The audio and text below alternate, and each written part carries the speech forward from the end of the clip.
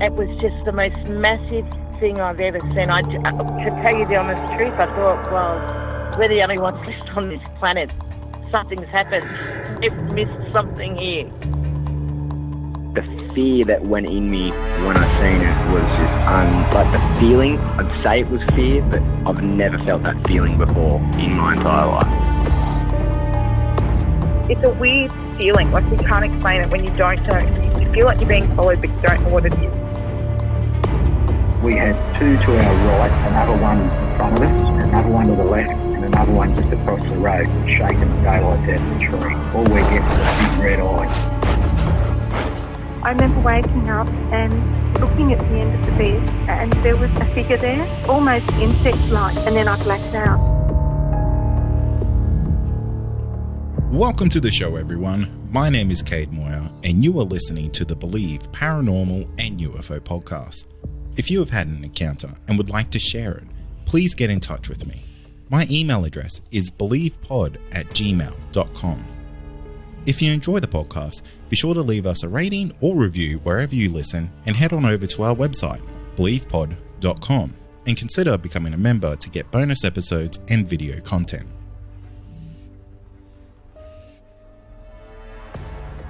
Tonight I'm joined by Amy, and Amy was on the previous episode and kind of just dropped some massive bombshells right towards the end about a whole bunch of UFO activity that she's experienced and a lot of really quite unexplainable events that carry on from the stuff that she previously spoke about. So Amy, welcome back to the show. Thanks for having me. It's great to have you back, and when I say my mind was blown, it was legitimately blown. You've been laughing at me for about the last 20 minutes before we got on the air because I just cannot believe all this happens to you and your family, essentially. Well, it's spread out over a long period of time, so it's not like it's happening all the time, but yeah, when you point it all down, it's a lot. Yeah, and that's the thing that I kind of notice with a lot of people who have encounters is that it kind of just happens to them fairly frequently throughout their whole life, is that just these weird little things will just keep happening and happening and happening. And when you do lay it down in a dot point form or something like that, it kind of makes you go, oh, wow, what's going on with me? Well, yeah. Or how lucky am I? Yeah. One or the other. Yeah, exactly. And, that's a really cool way to look at it, because some people would probably be quite terrified in certain circumstances, but I think yours are great. So let's kick off with the UFO encounters that you've been having. Okay, so the next one I wanted to talk about was I was with my big sister again. I was hanging out at her house, and her little son had been experiencing some night terrors. And one night when they went in to see what was wrong with him, they had both seen little blue orbs floating away from his bed. He was in the bottom bunk, so it was really clear to see these little blue lights floating away. So that was already happening when me and Ting were in the back of her garden, and we were just sitting there facing the house, and there's a little shed and a tree behind us, and the next door neighbour's yard was just, there was a tree sort of to the front and right of us. And we're sitting there talking, looking up at the stars as we always do. And as we're sitting there chatting and just enjoying the yard, we see this bright blue light. It was bigger than a squash ball, probably bigger than a tennis ball as well, around that size though. It flew out of the tree in front of us. And I say flew out because we could see it sort of make an arc out to the side and then sort of whip around behind us, and it flew into the tree behind us. And as it sort of hit that tree or disappeared into the tree, we weren't expecting to hear any noise. I mean, it happened so fast, you don't know what you're expecting, but whether it was a coincidence or not, we heard something fall down on the shed roof as well, and like scurrying noises.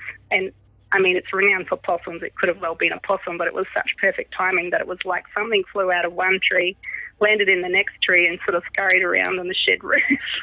That would have put the hairs on your arms, like, on end. Well, because we're sort of open-minded to all that sort of thing, so we just thought we'd seen a fairy, and we were sort of jumping up and down and thought it was amazing. But it was coincidental that her little son had been seeing little blue things around his bed as well. Well, I don't know if the son had seen it, but she had definitely seen the lights in his room. So that's a bit of a unique situation there, to see something that's in your house and then it just keeps going around the yard and something like that, because I don't know how I would react if I saw some little blue orbs floating around my kid. Yeah, I don't think it was very welcome that close to him in his room, and it was obviously upsetting him because he was crying. But she's open-minded, and she's teaching her kids to be open-minded, so, you know, she was helping them through that. It's interesting because I like the thought process that you thought it was fairies, and, you know, not going straight to the fact that hey, this is aliens, this is something from out of this world, or something like that. It just felt, it was a sweet little thing, yeah. And she got fairy vibe too. Yeah, we both thought that's what it was. That's interesting because, I mean, if you're not communicating, hey, did you think that was a fairy, but to go, hey, that may have been, I think that's kind of cool, because the fairies are these things that, like, people either think you're absolutely crazy if you believe in them, or, you know, they're genuinely out there. So, you know, it's either one or the other, and to just have that vibe, I think that's pretty cool. And that lady you had on that saw all the fairies her whole life, that was so beautiful, that episode. So when I heard that, I was like, oh my God, it was so exciting. I've listened to it a few times. Yeah, a lot of people react really well to that type of episode and those types of guests, because they're just so unique in the sense that not everyone is going to come out and say, I saw a fairy, because like I said, it's just people would believe you if you saw a yowie more than that you would see a fairy, which is, you know, the sad reality of it. But you got to have guts to come out and say that, that's for sure. Yeah, definitely. So good on her, yeah. So let's go into these UFOs, because I am a sucker for a good UFO story. All right. So I've just had the most amazing sighting of one that I ever thought I could have.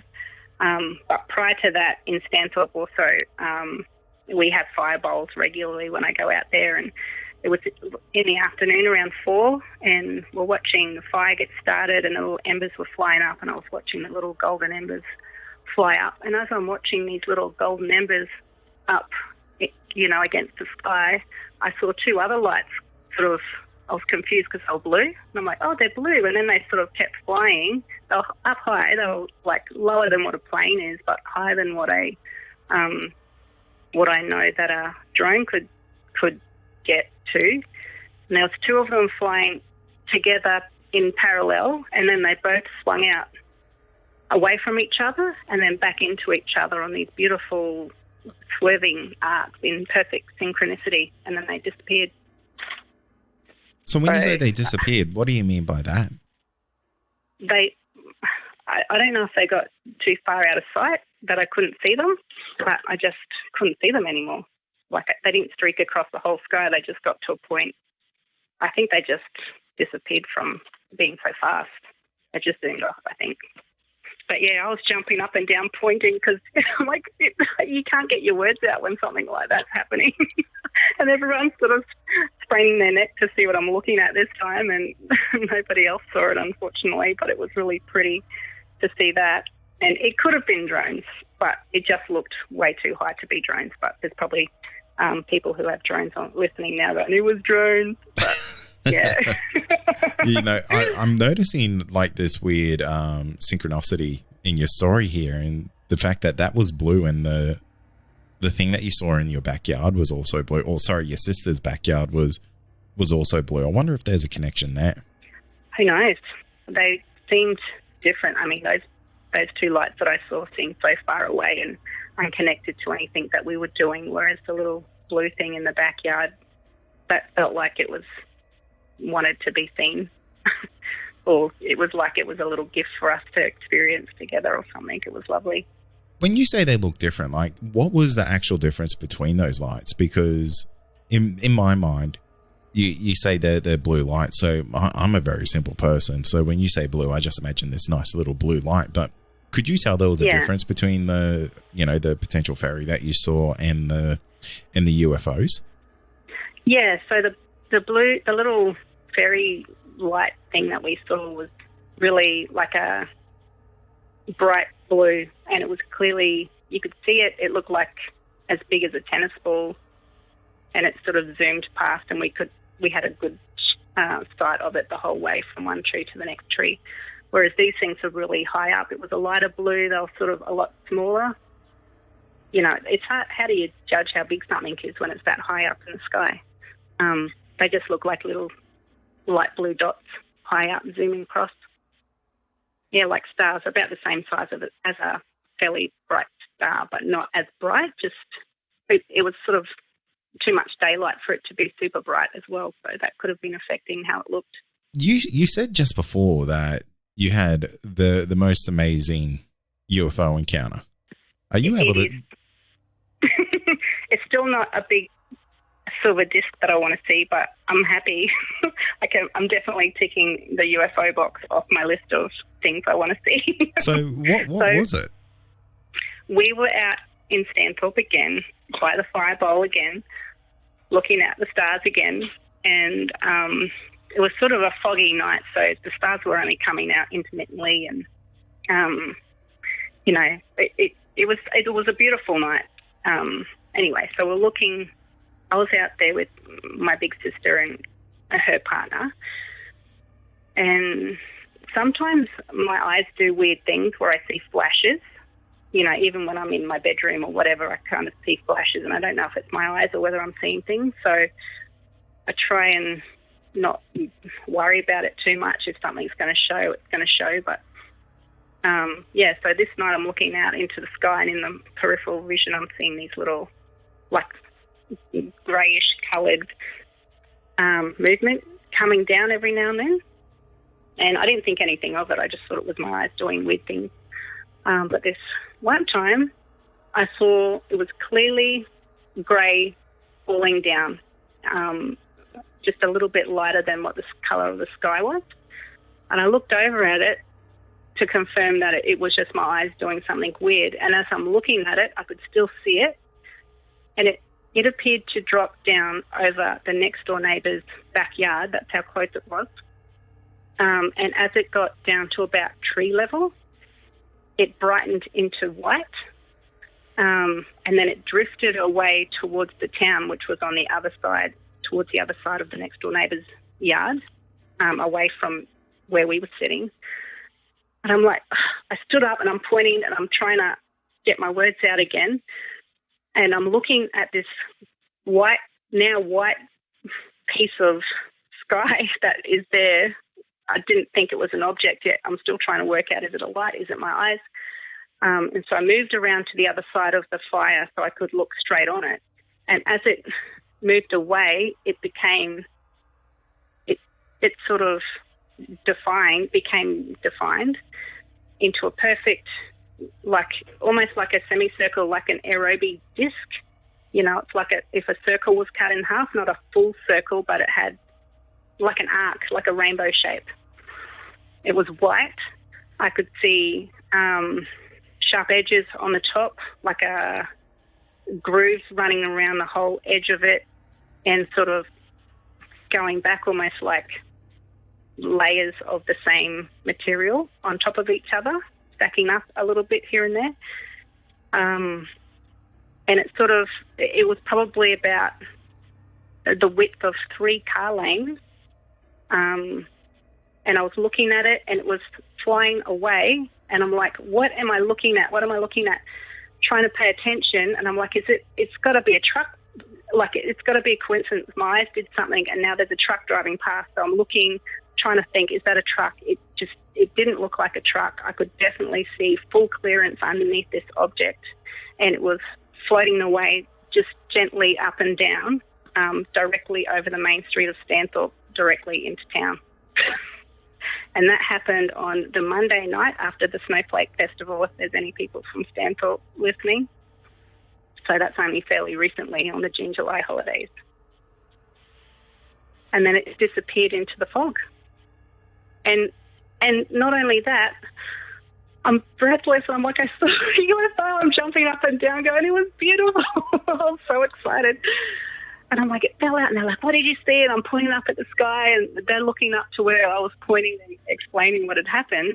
And as I'm doing that, this humongous golden shooting star, or was it a shooting star? This golden thing fell out of the sky. It looked like a shooting star going directly horizontal down in the exact same path where this thing had just happened.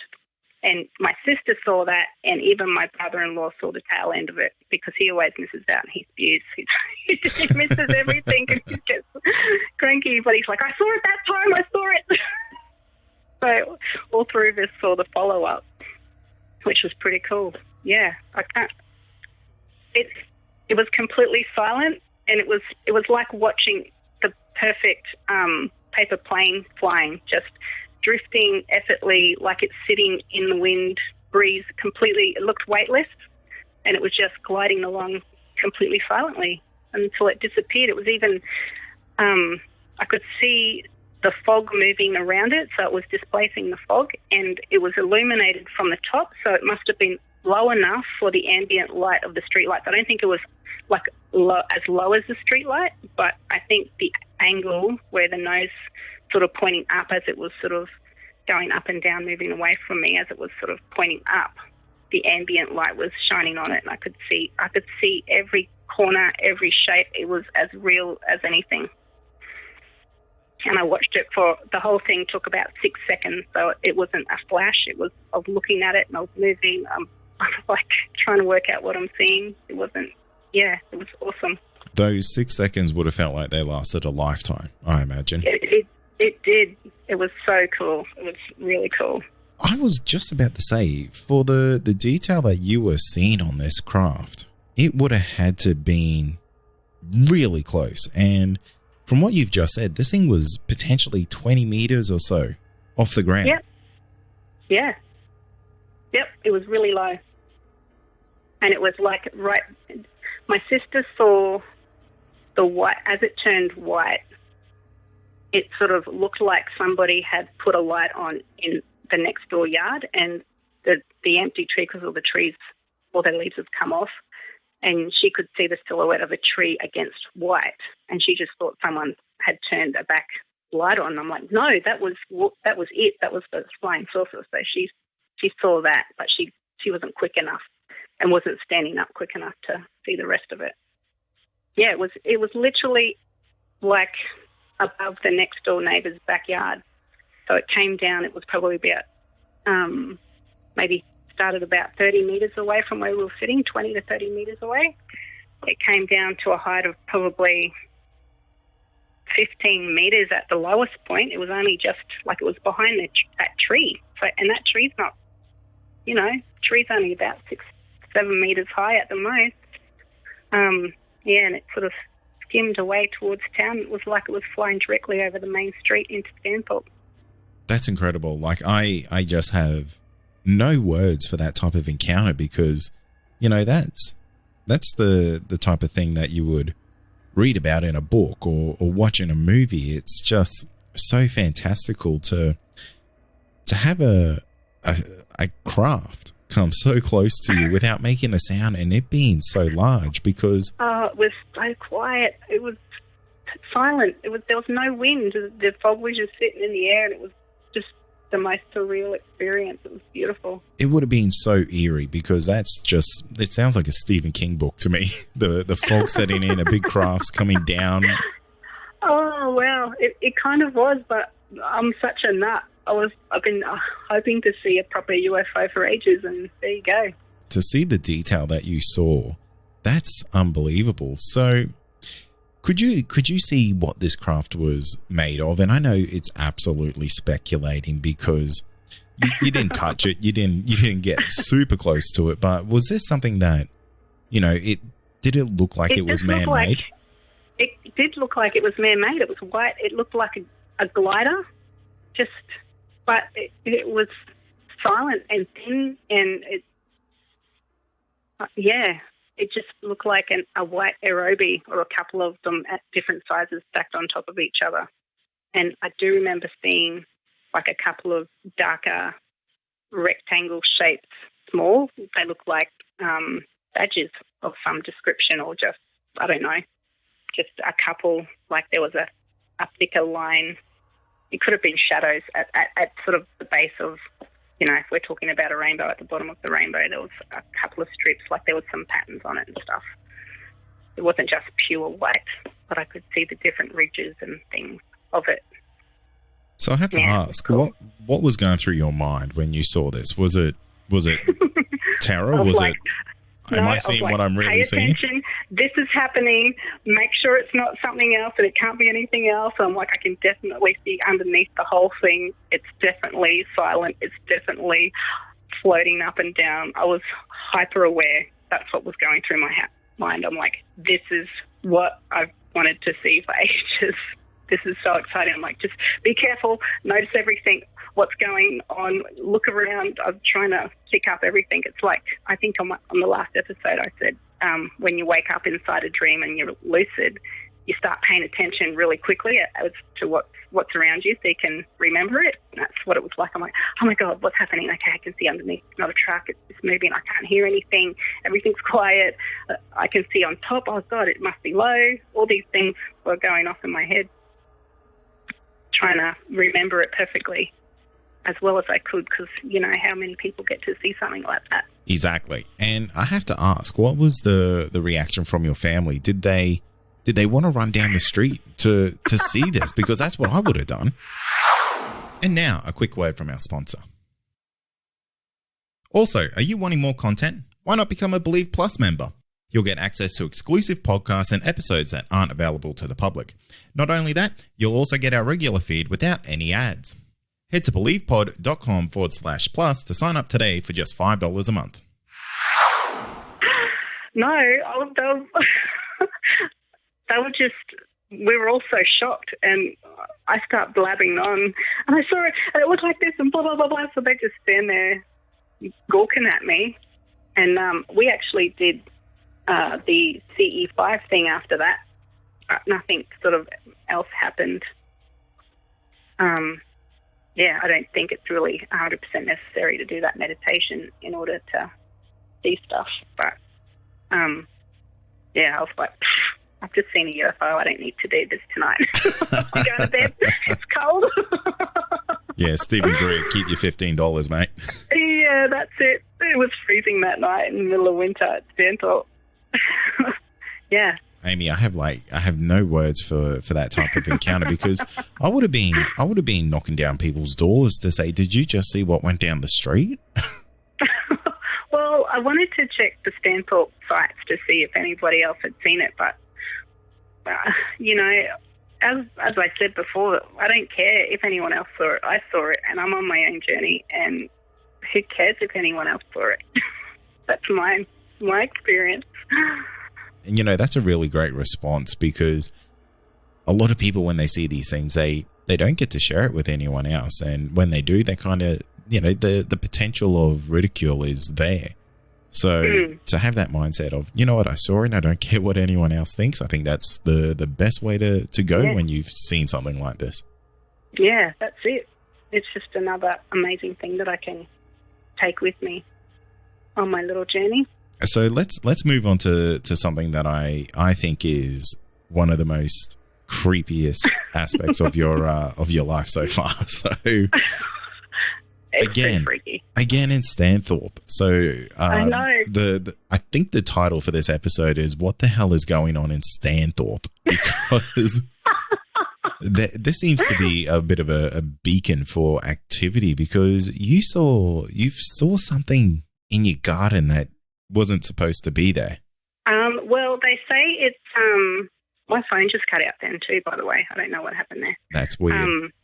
That is weird. Because of it, they call it the granite belt, and you know, there's a lot of energy that can be conducted through that sort of you know, it's a good conductor, and people say that paranormal stuff can happen more when there's that sort of rock around. So I don't know if that adds to it, but definitely, I don't know. I think it's the person as well. And whenever I go out there, I'm so happy and so relaxed, and just getting a lot of nature. They've got a beautiful backyard, lots of trees around. We have fire, we have music. Yeah, the kids are happy. My kids and their kids are sort of a similar age, and they run around in packs all day long. They're happy, and it's just, next level vibe happening when we all get together. So I think that's got a lot to do with it as well. Yeah, absolutely. You're just tapping into your own frequency. Yeah, and it's like meditating, I think. When you meditate with the same people over and over again, you get into the zone quicker, and I think you start seeing more stuff. I don't know why that happens, but I feel like it's similar when I go to Stanthorpe with my sister and brother-in-law and all our kids running around, and, you know, we're bushwalking through the day, and at night we're having fireballs. It's just beautiful. Anyway, it sounds terrible, to be honest. Anyway, let's cut to the chase. So we were having another one of our nights. The kids were all in bed. We had some beautiful music playing, sitting in the dark, having a couple of drinks and a chat and looking at the stars again. Anyway, I was looking through the silhouette of the trees and the shrubbery in her little side garden. There was street lights off in the distance, and so, you know, the trees were making beautiful shadows and silhouettes and things, and I was just staring off, feeling, you know, just enjoying the moment. And in that little section of the garden, there's a trampoline and some rope swings, and, you know, that's where the kids play during the day. And there's also this little, it's like a teepee that hangs down for kids to sit inside and swing. I don't know if you call it a chair or a swing, but anyway, it's like the shape of a little teepee, and my little niece sits in it and swings around. Anyway, I was sort of staring beyond this swing, and the bottom of it, there was something moving at the bottom, and I'm trying to focus because we had none of the lights on. I thought there was a dog in the yard because the bottom of it's white and it was moving around. And I thought, oh, how is there a dog in the yard? And then I sort of, as my focus shifted from far to close, I realised I went from, oh, there's a dog in the yard, and then I saw this silhouette. I'm like, what's my niece doing in the garden? It was really fast, and I'm like, oh, and I almost called out her name, but as I'm looking at it and realising that this swing's moving, my focus zones in on what I'm actually looking at, and it's a figure about the same size height as my niece, who was about, 11 at the time. It's shorter than me. And it had one hand at the top of that little teepee hammock thing, and it was climbing through, like stepping through some low-lying shrubby branches. It walked, after it got over this branch, it was looking at me the whole time. It got over the branch, its hand was still on the swing. It opened up in front of it then, where the swing was hanging down. It walked past the swing with its hand still on. I could see its hand wrapped around the top of the swing. It was like someone dressed in matte lycra, not shiny lycra, but cotton lycra from head to toe. It was like someone was standing there in a costume. It was so real. There was nothing airy about it at all. It was someone was standing there, and I'm looking at someone standing there in a black costume with its full hand on the top of the swing. It's a couple of steps past the swing holding it. It purposely pulled the swing up to about a 180, off the ground, or 90 degrees off the ground, and let it go. And it took a couple of steps and sort of crouched down as it was taking the next couple of steps, and it disappeared into a shadow. And it all happened so fast. The swing was swinging so high, and all I could say at this time was, it's swinging, look, it's swinging, because I needed them to know that I wasn't crazy. And they're like, yeah, but there's a bit of breeze. I'm like, there's no wind. I just saw something there. I saw it. It was so hard to get out. My heart was pumping. The adrenaline was pumping. I'd never seen anything so weird and real. Like I'd seen the mist, I'd seen the rosebuds floating up, and nothing was there. This was like a real person dressed from head to toe in a costume. The head was slightly elongated, but I didn't get any bad vibes from it. It just felt like a little nature thing that lived in nature. So that is terrifying. I'm not going to lie, because if I saw something like that, I would not know how to react. It is just so out of the normal that where does that fit? You know, like, where does that fit in the world? Where does that fit in any narrative to try and make sense of that? I have seen, it reminded me of an Aboriginal storytelling I'd seen of these black entities that live in the ground, and they can take you down into the ground with them, and you don't realise how long you've been gone for, and you can forget you've gone, and you can end up living down there forever and not realising. It was just a retelling of an Aboriginal story that it was animated on the ABC one day. That whenever I see something like that, I watch it because I love Aboriginal stories, and that's what it made me think of straight away. 100%, because the thing that comes to my mind is, and I don't know if this is a regional thing, so I may be being incredibly ignorant, and I apologise for this, but where I'm from, I'm in far north Queensland, and there's a really rich Aboriginal history here. And one of the, I guess, the folklore things that they have up here is a spirit called the Quinkin. The what? The Quinkin, which is Quinkin. Yeah. So it kind of sounds almost exactly like what you're describing here. You know, it's a dark or black figure that has this elongated head, and it ranges from, there's all different sizes, because there's so many depictions of this spirit that you know, there's small versions, there's big versions, there's everything in between. And what you've just said is, it sounds exactly like that. And I've got Aboriginal heritage as well, so I don't know if that has a connection. But yeah, it was amazing. It was just so real, like someone was standing there in a costume, and then it disappeared into a little shadow. I still get a bit freaked out when I'm around that particular bush where it went down. I'm like, what is down there, and how did it get down there? It was like it was walking down steps. You know when someone's playing a joke behind a couch, and you walk behind a couch and you sort of squat your legs and you're sort of going down as you're squatting down? That's what it was like. It was like it was walking down invisible stairs. So it was actually moving down into the earth? Yeah. Wow. Yeah. Wow. It is so uncanny to what a Quinkin, from what I've heard from Aboriginal lore about that. Absolutely. Right after we finished on this call, jump on Google and have a look at what these are, because I wonder if this is what you've seen, and if you have, my goodness, what an experience that would have been, because this is something that has been spoken about for hundreds and thousands of years by the you know, the Aboriginals in the area, and my goodness, what an absolute treat that would be. Yeah, I mean, I couldn't sleep that night. I don't blame that was you. probably more adrenaline than anything. The adrenaline was hardcore. I was actually sick for a day and a half after that.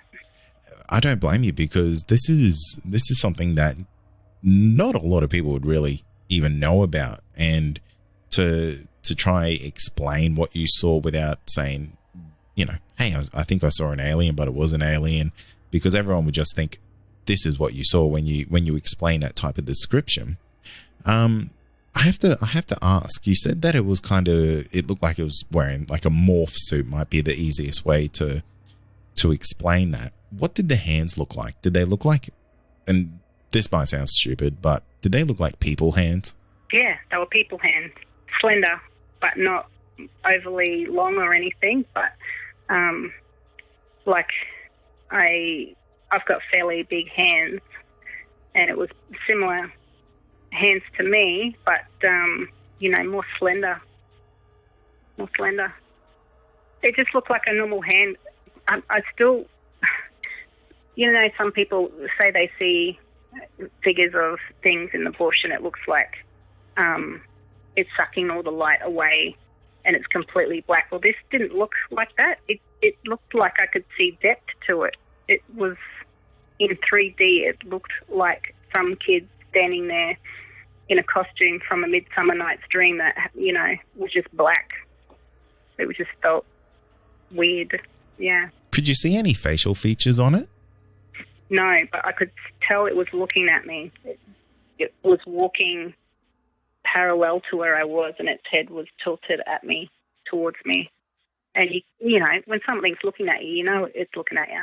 It is an absolutely fascinating encounter, and I am so enthralled by it. I think it's one of the most incredible things I've probably heard on this show, to be honest, because... And it was really close. It was like probably 4 meters away from me. Wow, really? Yep, it was right there. Right there. I could have probably stepped over to it in 3 or 4 steps. I am blown away because... Yeah. What was going through? Super close. What was going through your mind when you see something like that? It happened so fast. There's like a chain reaction going off in your head trying to figure out what it is. And then when you realise you're looking at something weird, it's finished. And then you're just jumping up and down like an idiot trying to talk and words aren't coming out properly. But I wasn't scared. It didn't scare me. It just was adrenaline. And I think, you know, my intention to try not to be as scared of weird things happening is starting to make more weird things happen. Kind of like you're welcoming it into your life? Well, just that I think everyone's sort of, and I could be wrong, but I feel like you can be fairly in control of what you can experience and what you can't. If you're feeling scared, you can just say that no thanks, and tell it to go away. And a lot of times I think it will. Like I think intention has a stronger power than what people think. And so my intention from when I was little and being scared was I probably could see stuff if I wanted to, but I don't want to, so don't let me see anything. And now I'm like, I think I'm ready to see stuff. Let's see. And this is only happening recently because, you know, I'm older now. I'm more stable in who I am and stuff. And, you know, I'm kind of asking for more of it to happen, and it certainly is happening.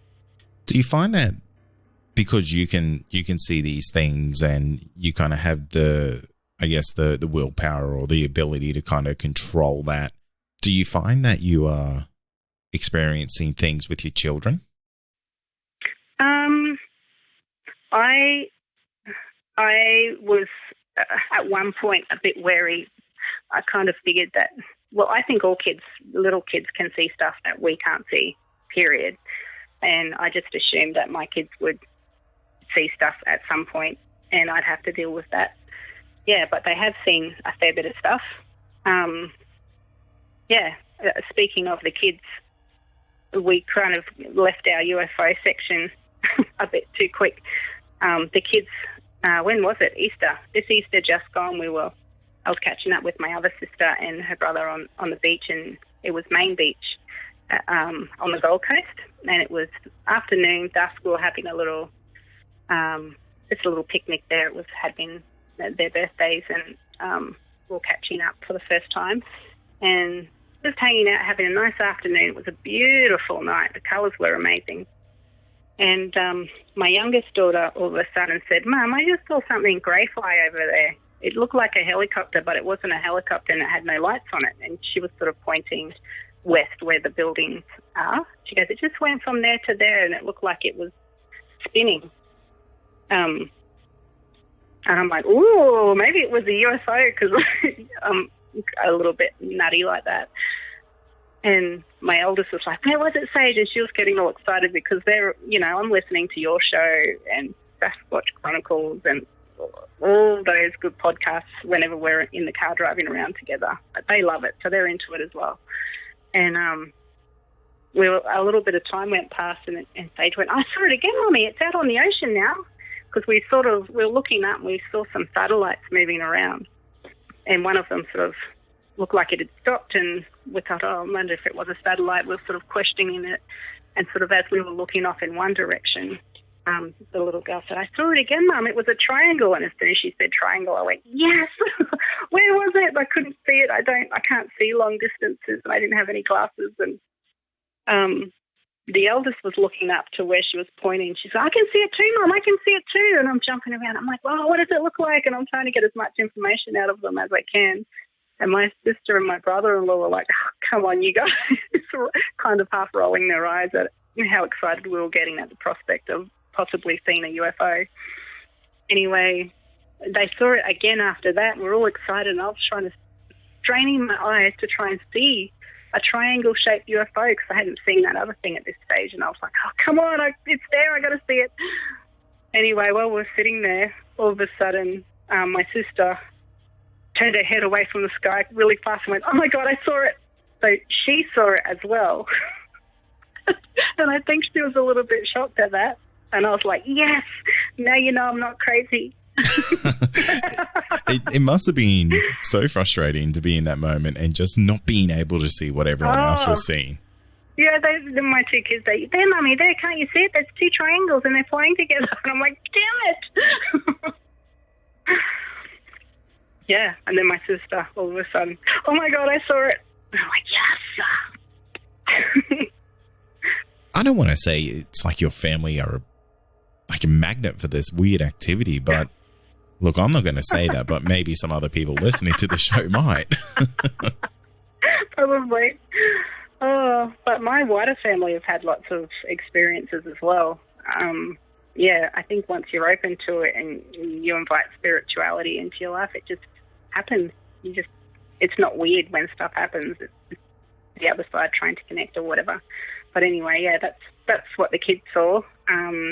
That was just recently. But what else have we got here? When my eldest was little, I was pregnant with the second one. So the eldest would have only been between 1.5 to 2 years old. She wasn't very big at all. And I was already on the lookout for any signs that she could see stuff that I couldn't see. And one day she was staring down the hallway, and we were in the house by ourselves, and I'm like, oh, she's seen something. I wonder what she's seen. I was getting excited because I thought, oh, maybe she's seen, one of my grandparents or an angel or something beautiful. I'm like, oh, what are you looking at, honey? What can you see? And she said, it's a wicked old witch on a black horsey. I said, come on, we're going to the park. Kids say wicked old witch on a black horsey. It's just like, come on, man. You could have said anything else, but that's what you had to say. That's what you're seeing. The blood ran out of me, and I just went, oh, God, we're getting out of here. How about we go to the playground? Come on, you don't need shoes. Let's go. So what happens in situations like that? Because, that's obviously maybe not the most ideal situation to have at home. No, it's not. I wasn't ready for it. It took me off guard, and back then I was still scared of the heebie-jeebies. Yeah. And I was just like, I'm not dealing with that. I need to get out of here. That's weird. How do you move forward with two young children who, potentially got the same effective abilities that you may have? How do you feel like you can keep them safe? Do you just make them a little more aware of what's going on, or is this something? I tell them that spirits are I tell them that we're spirits. We're a ghost living in a body, and when our bodies die, we're still going to be around. And the other spirits, it's the same. It's normal. They're around us all the time, so don't worry about it. And if anything's scaring you, tell it to go away, and start having a good relationship with Jesus and Mary and God and get them on your side. I'm trying to teach them how to have a relationship with their guardian angels, meditating and praying and listening and quietening down. And just supporting them and just making sure that they know if anything scary is happening, tell it to go away and stand your ground. That's probably good advice for anyone that's having a situation like this. And we've got a close family who are living, and we've got a close family on the other side as well. And I just tell them that, that person's around you, and you can always, it's normal to just talk to your passed over relatives and ask them for help. And that's just a normal thing. Well, Amy, I don't think this episode could end on a better note, to be honest. You Have we already run out of time? We didn't even get to the haunted house in Serena. I might do that on a call-in show. Actually, that might be a great idea. But Amy, like I said, your life is just one of the most intense, full-on, experience-filled lives that I've probably ever heard, and it doesn't sound like it's going to get any quieter for you in the upcoming future with your children experiencing the same things that you experience. So I dare say you're going to be a future guest again in maybe a year or two, and you'll probably have about 20 other terrifying tales to tell. Well, I'm out to see a yowie, so if that happens, I'll let you know. Thank you for listening to this episode of the Believe Paranormal and UFO podcast. If you have had an encounter and you would like to share it, please get in touch with me. My email address is believepod@gmail.com. Finally, don't forget to follow us on all our social media outlets and be sure to join our Discord server to talk to other listeners of the show. You'll find all these links in our show notes. Thank you.